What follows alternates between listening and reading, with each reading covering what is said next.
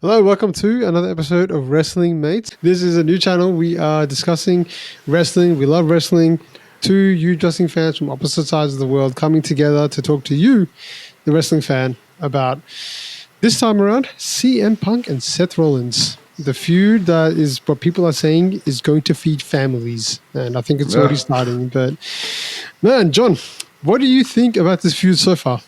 Like, it was a slow start for sure. Like, I didn't think I was gonna be a fan because I don't know. I feel like it started and then it stopped all of a sudden, and then because CM Punk, he went with the Drew McIntyre stuff. But if you remember, with CM Punk first, like day one when he first came to WWE, it was like him and Seth Rollins, and then we heard about the so-called beef. We didn't know if it was real or if it was personal or if it was work. Like, was it part of the strip?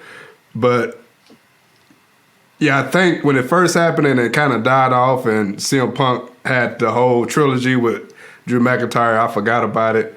So now I feel like it's heating back up again. Yeah, for sure, man, for sure. I think this is one that, because I think the plan was originally WrestleMania 40, CM Punk versus Seth Rollins. He got hurt. Then he got hurt at the Rumble, so then he basically was out of it for a long time, and then Drew picked up that storyline and just ran with it to be one of the best storylines all year, man, and really developed his sort of career and his legacy. Drew did. He really built himself with that. So good on him. But this like feud, I was thinking about it, man. Like, there's not many feuds that I think are like this. This is a pretty unique one in that there's actual beef. That's actual history with these two. I mean, that's what we were told a little bit, and I didn't know, like you, is it actually real or not? But that's why I sort of want to bring you to this recording, because I was watching and listening to Chris Van Vliet's show. Like, anyone that hasn't heard of him, check his channel out. Oh, he just dropped out. Oh, man. Hey, y'all.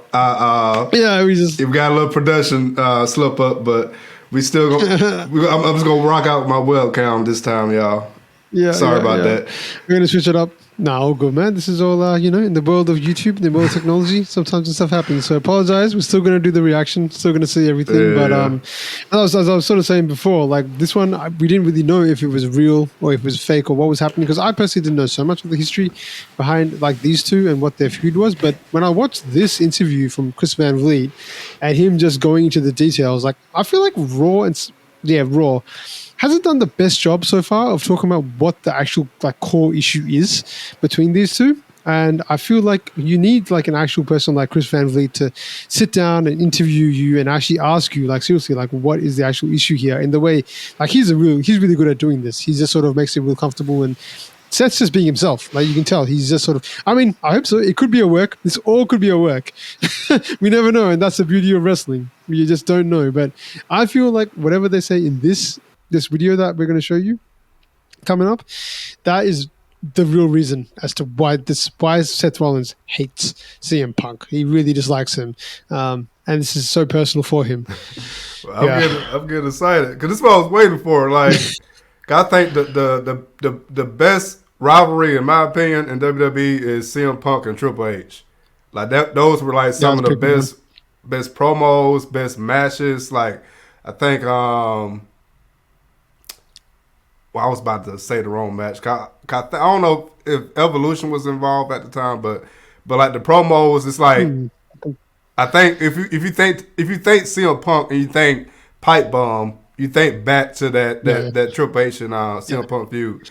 But that like like if I'm looking at the wrong camera now, but if you guys didn't know, like that was like a real life like hate that he had for CM Punk to have for Triple H, and then they used that in the show. So I feel like we may get part 2. So I'm excited. I'm excited to see what Seth Rollins got to say. Yeah, no, that was CM Punk's definitely a controversial character, and that's his reputation. But yeah, let's start watching this, man. Yeah, right. Seth Rollins, CM Punk, first Raw on Netflix, and man, these promos have been something else. Yeah, they've been interesting. They've been interesting. I mean, it's just these are promos. These are things that I've thought about saying publicly for a long time. and things I've wanted to say to his face for a long time and haven't been able to, or have said privately. You know, occasionally I would get asked about him over the years and see some of it slip out. But most of the time I just never wanted to acknowledge his existence because he was such a, I mean, he really was just a cancer to my career for many years while he was gone. But Intentionally, you know what I mean? He was a parasite. He really just wanted to. It seemed like every time he could take a pot shot at me or the company, he was trying to. And so I never wanted to give that credence because I just kind of looked at him as like a troll. I'm like, I don't want to acknowledge these things because then it looks like they matter and they don't. But it did bother me internally, because, you know, we were trying, dude, that roster from like, I mean, he leaves in 2014, right? I think. Mm-hmm. Like, we were hustling, dude. We were trying our damnedest. And we were given garbage a lot of the time. And we were making the best. Pause it, man. What are your thoughts so far? I'm like, why is it so personal? Why is it? That's what I think. Why is it so personal? Just like wrestling, it's like both you guys are making money. So what could CM Punk do to him? Like, I mean, if he's just talking trash, like, okay, I'm a better wrestler than you, or something like that. I'm like, he's not personally like impacting your life. So I'm hoping he gives us more like. Yeah, you know, he does. Yeah. Okay. Because he does go into, I think so, at least a little bit more. I mean, this is a clip from the long video, so I hope it's containing all of what I think it is. If it's not, I'm going to fill in the blanks to sort of cut out the story a bit more. But I mean, the one thing is Seth has always been, you know, company man. Like, that's his thing, right? Like, he's the face of the company, represents the company, and he's really passionate about it. Like, it seems like, you know, like him. So for him to be, I guess, you know, CM Punk to leave the company, he saw it as an attack on the company and therefore an attack on him. So that's the only thing I can think of from that. But yeah, got to put yourself in the head of the visionary, you know? Yeah. And like, you know, he was in a position where he'd made a bunch of money and could just dip and go. And there wasn't an alternative. AW didn't exist at the time. There was nowhere else to go. Like, what are we going to do? Just pack up and leave because CM Punk's feelings were hurt? Because that's what he wanted from guys. He didn't want people who were his friends to stay and work for the company because he felt like it was like it's some sort of betrayal to him. And I'm like, dude, A, this is my dream job.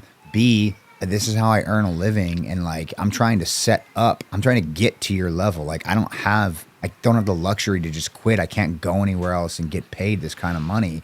Like, my career, I don't get to work till I'm 60 either, you know? So it was one of the most selfish things I'd ever seen out of a human, like leaving. Oh, come on, man! And then kind of like expecting other people to follow him. Okay, well, I got one thing to say. Distance when he wouldn't. Yeah, for sure. All right.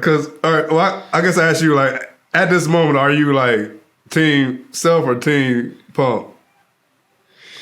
I don't know, man. I don't know. I think I'm probably leaning more towards Team Rollins. Team Rollins. Than Team Punk, but only by maybe a little bit. Okay. Not by a lot. So I'm not definitely on one side or the other. Maybe that's my my diplomatic answer. Yeah. I mean, you sort of put me in the middle, but I don't feel too strongly towards. If anyone, I'd probably go with Seth. But that might just be because I like Seth quite a lot. Like, he's one of my favorite wrestlers, so there is definitely a bit of a bias towards that. But yeah, that could be because of that reason too. Okay, well, this may make a good video because I'm more on Punk's side. But what I wanted to say, I don't know if you saw it. Did you see like Punk like kind of explaining like why he left? I just think it was because of Vince. Oh, because of Vince. Like, mostly, like. Okay. Yeah. All right. So okay. So I can fill you in like quickly on what I know, because he I think I seen like AJ talk about it. I seen Punk talk about it, but I guess long story short, it was around the time him and AJ, because you remember they both were in the company at the same time. Yeah. And it was around the time they were about to have their wedding. And I think at the time, CM Punk had a feud with New Day, and right. And he said, it seems from what I heard, it seems like he talked directly to Triple H, and let him know, like, hey, like I need time just to go to my wedding. And he said, like before that, it's been times where he had like, I guess it's the normal story. You know, we heard like Drew McIntyre this. I think it wasn't Self. It was Sami Zayn. Sami Zayn told Drew McIntyre this. Like, you remember Drew McIntyre came back and said, "Hey, like I lost family. I couldn't go to weddings, couldn't go to funerals." Yes. So sacrificed everything. Yeah, and Sami Zayn was like, "Well, that's all of us." So CM Punk was at this time saying the same thing. Like, I sacrificed so much. I just want to at least go to my wedding and like enjoy it. So yeah, for sure. It came time he requested off for his wedding, but it was at the time he had a feud with New Day and they had like a pay-per-view. So they basically told him no. So he had to rush his wedding. And like, I think at the same day, if I'm not mistaken, he had to come back to the PLE. Oh, so that's rough. Around that time he quit. So he was like, it's too much. Yeah. So when Seth Rollins say like, oh, he's selfish or whatever he said, I'm like, what the crap? Like, yeah, I think he was talking about this because the thing that I heard about, the parts that I do know about Punk sort of leaving, so I didn't know that whole wedding situation. That's terrible, for one. And under Vince, things were pretty bad. But I do remember hearing people like, I remember hearing Sasha Banks, CEO, also talking about her time with WWE, and she said that it was basically under Vince, it was impossible to get any time off. Like, I think she had some stuff when she was trying to, because she had a small role in the that Star Wars movie or something like that. She was in a Star Wars thing, right? The series, whatever the Star Wars series was. One of the Star Wars series. Yeah. So she was in that, and she had to balance like time between that and wrestling. And Vince was basically like saying, no, you can't just take leave like that. We need you on basically all the time. So the WWE under Vince especially had a bad reputation of being like, you just can't have any time off. And these guys just, they wrestle all the time. So I think there should be better sort of practices in terms of leave management. And I think they've done a little bit better because they have a lot more back-to-back shows and things like that pre-recorded shows. And, they get some time off, but it could probably still be better. But I think what Seth was saying was like, because this is the part I also heard, was when CM Punk left the WWE, he went cold on everybody.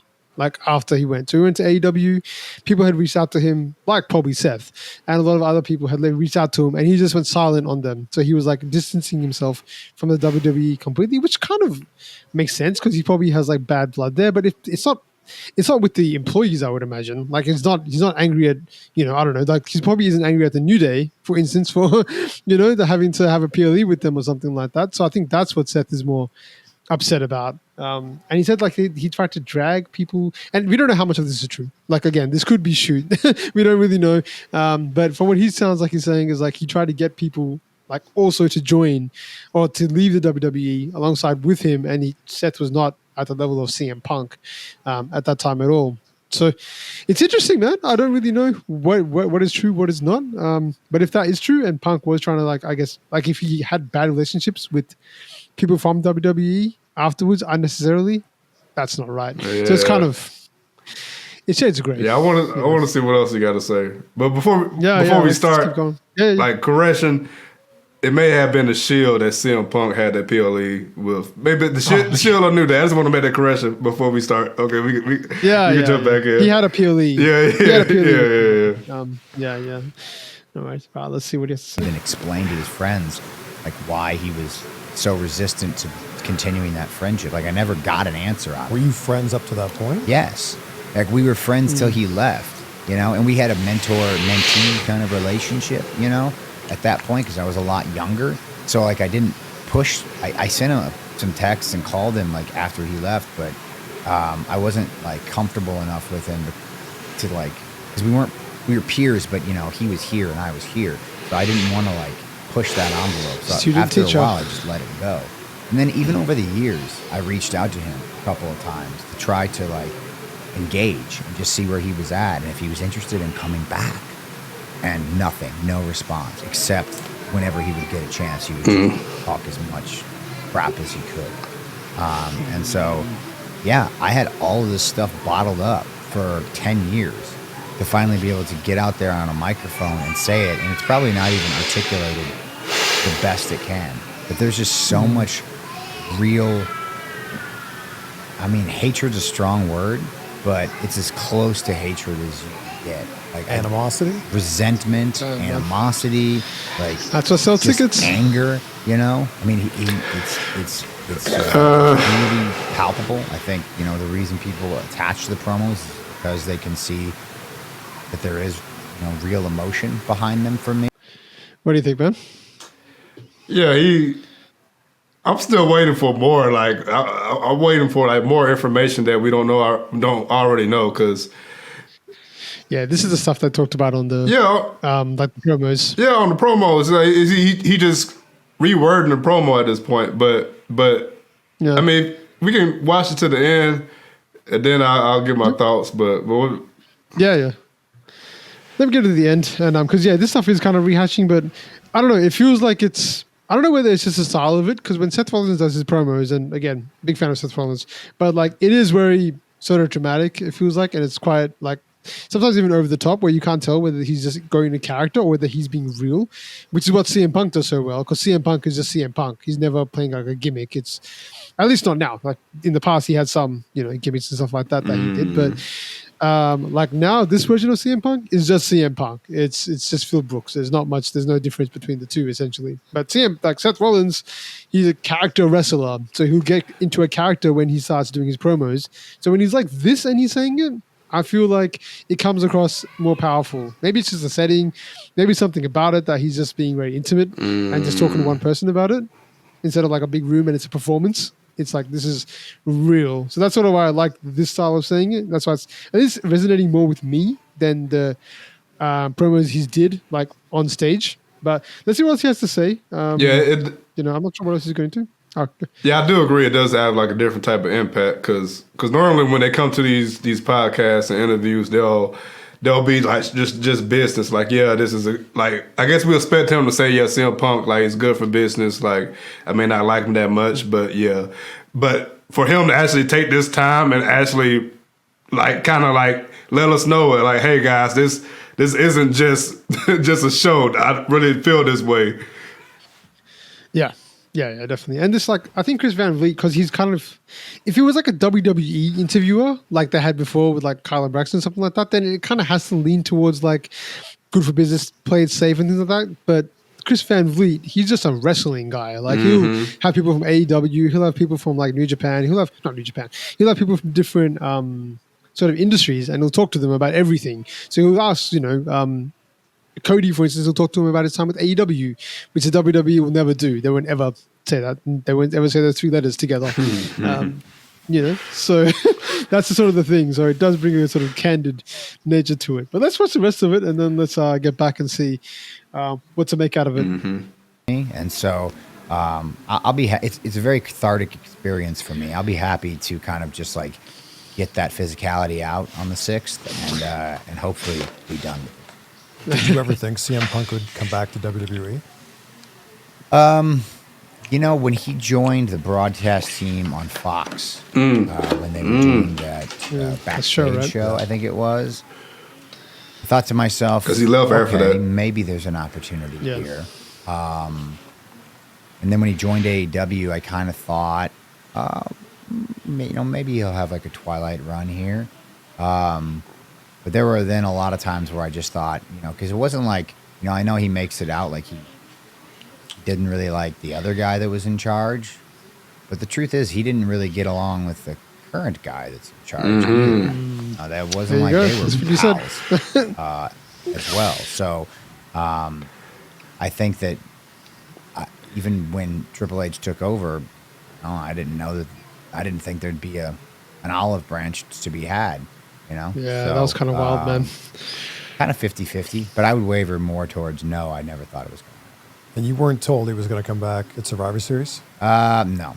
No, that was a bit of a surprise. Take you back to that behind-the-scenes footage. What I wasn't happy about was, Randy had just come back from a long hiatus. That was his moment. It was a great moment. I mean, the reaction for him when he came through the curtain was unreal. And we went out there. There was 10 of us out there, and we went out there and had a hell of a contest. And like just didn't really need him, you know. Didn't really need him, but you know, it's Chicago, it's his city. Like, I don't know. Come on, Seth. The most classic make Come everything on about now. me CM Punk moment I've ever seen. And so I'm like, you know, when you're in that moment, your adrenaline just going through the roof. You know, you're just on the top of a cage celebrating with your pals and like, you know, sold out Allstate Arena going bananas, and that happens. And it's no longer about the performance. It's no longer about Randy. It's no longer about, you know, what you had done to get to that point. It's just, hi guys, it's about me. Remember, I'm the guy that you that you miss. Remember me, guys. So, yeah, you know, just another kind of, you throw that on the pile of disgusting CM Punk moments. But don't worry, he's not selfish. He's in it for, you know, helping everybody else. And then end it with sarcasm. Yeah. No, what I kind of added. Yeah. Elf with women. I know. God damn. Yeah, they get ballsy with his ass, man. It's a wrestling mates account, like far out.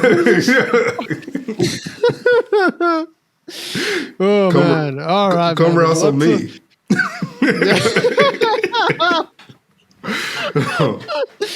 Oh my god, man! But man, a lot to unpack there. A lot to unpack. He just seems. But yeah, what do you think? He seems very bitter, man. Like, because while he was talking, I was kind of like imagining the young CM Punk. I mean, not CM Punk, the young Seth Rollins.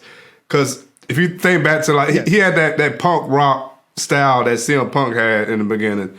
Yeah. So I can see him looking up to CM Punk like heavily in the beginning. Yeah. And now he feels like bitter because I don't know. Maybe he feels he should like remain at that top spot, even though CM Punk is the most experienced out of established. Yeah. I don't know. It just comes off bitter, man. Yeah, no, there's definitely a lot of, as you said, he's been holding this stuff in. So, I mean, at some point, yeah, I do agree. Like, how long are you going to hold on to, you know, something like that? But the thing that he does mention is like they did have like not a friendship, but like a mentor student, like a teacher kind of relationship. Mm-hmm. So he did look up to him. So there's kind of a betrayal, I think. And yeah, he does come across as somebody that's been hurt and betrayed, although CM Punk didn't owe him to stay around forever, right? Like, it's not on CM Punk to really do that. It's just he feels that way because we were together, we were through this. There was another part, I think, in the long form of the interview where I think Seth Rollins talks about how, maybe it's this one or maybe it's another one, but Seth was talking about how he was training under CM Punk, and I think he was going to a school or something like that. Money became an issue. Like, he was like, you know, like, and this is what they've said in the promos too. Something like they asked him, like, he said, like, you know, if you want to stay on, you got to pay me. And at that time, Seth Rollins didn't actually have money to actually pay him or anything like that. So he's like, I can't actually pay you now. And CM Punk was like, well, then go away, kind of thing. I didn't know because I didn't hear from CM Punk's side, and I can't remember exactly what was said. But it's something along those lines, like around the fact that Seth was like coming up and up, and then you got to a point where, you know, CM Punk made it more about the money than about, you know, helping a guy out when that was in need, which is again his whole thing about the selfishness and about how, like, my thought is like, I don't know the full story. Like I'm sure if you can't pay for something, there's payment plans or there's other things you can work out if you know each other. Unless it was just like, no, you got to pay it right now and be done with it. There's not enough details around that side of the story yet, I feel. But hey, this is just we've had the first match of probably a 3-course meal or something like that we're going to see. So, I don't know, man. I feel like they need to add more fuel to the fire. To really get us to understand like what this feud is. And I think from Punk's side, it feels like I feel side with Punk a little bit more right now because I feel like, Seth does come a bit out, like you're saying, a bit bitter and a bit like desperate and a bit like you're angry at him because he didn't text you back. Like what? You sound like a bitter, you know, like a child or like an ex-girlfriend or something like that. Like, you know, like it doesn't sound authentic or real. Like, so that's why people are like, what are you actually angry at CM Punk about? And they have to do more stuff like this. Like, I think for that message to get across, I think this is a good first step, but they got to do more. I feel like there's stuff here to build upon. This is like a good first step, and it's come outside the WWE. So I don't know how much these interviews are like monitored, like in terms of like does Triple H talk to Seth Rollins before he goes on this interview and says what is and what isn't allowed? Or does Chris Van Vliet just know the lines of where to sort of ask and what not to ask? I don't know, man. Yeah. There's a lot of stuff to unpack. Yeah, I know they get like the strip like beforehand, so I'm pretty sure like if it's anything that touches what they're going to talk about in ring one day, they can't touch it. But we definitely need one long promo where they kind of just get like more personal. Like I had a question like he can ask CM Punk in my head while he was talking. If they can actually like get to like the meat of it, like okay, why did you leave? Like why? Like if he can make it about the audience. Okay, why did you leave us? Like everybody hear that chant CM Punk said, "Why did you leave us?" Like what? Exactly. What was so one. bad that you had to go and come back? Like what tells us that you're not gonna do it again? That should be one of the promos. That would be great. Yeah, we need a promo like that. We need it. That'd be a great one. Yeah. Yeah. Questioning him like, so all these people say your name, they chant your name all the time, they love you, yet you still decided to leave them, explain yourself kind of thing. And let's see, I don't know how far they can push it. That's the only thing with these kind of like things, because there's a whole AEW contractual side to it and things like that. I'm not sure, because the other thing that when Seth Rollins first said he didn't get along with the other guy, my first thought was like Tony Khan, and then I realized that used to be in charge, and I was like, Triple H. Yeah. And I was like, but yeah, CM Punk, because he's not got along with anybody. So, there's a little bit there. So they could, like, if, ideal world, they could dip into that. Like, how was your relationship with him or something like that? Because they even like pushed the boundaries in the promo when CM Punk said, when Seth Rollins said, you went to the competition, lightly referring to, because WWE is like, I was listening to somebody, maybe it was Stevie Richards or Maven, one of these ex-wrestling guys. They say that Vince used to say, like, when you're number one, you never talk about number two. So they will never acknowledge number two. And when you're number two, you talk all the time about number one. The whole WCW, WWE dynamic that they used to have. So maybe that's the thing where they don't want to talk about AEW because then you acknowledge them as competition, which... I mean, standing-wise, it's ratings-wise and popularity-wise, it's the worlds apart. But they are competition in that they're both wrestling, like, federations. And you can move, across the things. But, yeah, man. I thought it was a good little chat. It was a good starting point. Yeah, I'm just hoping for, as you said, like a little bit more of this person. I would love it if they could sit down in like a 1 hour or like a 45-minute, like, interview, like just those two with like a moderator, that would be something unique if they do something like that. None of these, you talk to one person, then you talk to one person, then have a promo on like a live stage. Something different, something different. That'd be great, man. You don't think we'll get that? I mean, because did they do a sit down with like Michael Cole or somebody already or no? I know they did separate interviews. They did. I know Carla Braxton did one with Seth Rollins. I'm not sure. CM Punk did one with somebody, didn't he? There was one with CM Punk, a short one, like an individual one. But I think that was about Roman though, when he met with Roman Yes. But that Paul Heyman, yeah. But that could be something like they can do like I don't know if they could do like a one of those talk shows like a boy talking smack. Yeah. I don't. Oh no! You're thinking more like Grayson Waller. Grayson Waller effect, yeah. Or like the Miz show or whatever that is, or the KO show. I feel like that's too. That'll be too silly though, because they usually some comic effect with that, but they need like something serious. Yeah, I mean, I think they just it has to be Michael Cole in the middle of the ring, them two on one side each. But then, like with the end, we all know what's gonna happen. They're just gonna start brawling. That's always what happens. They just. I don't see that because Cody does that a ton. Like, he does that a lot, and he's doing a lot recently, which is getting annoying. Yeah, but I don't see CM Punk because CM Punk doesn't rouse that much. I don't see him doing it. Yeah, true. But I think they need to go like Drew McIntyre and just like sit down or we can get another pipe bomb. That I'll be satisfied with classic CM Punk sitting cross-legged in the ring, like okay, the center talking just for like 15 minutes straight, just let everything out. That pipe bomb. Yeah, That pipe bomb, man.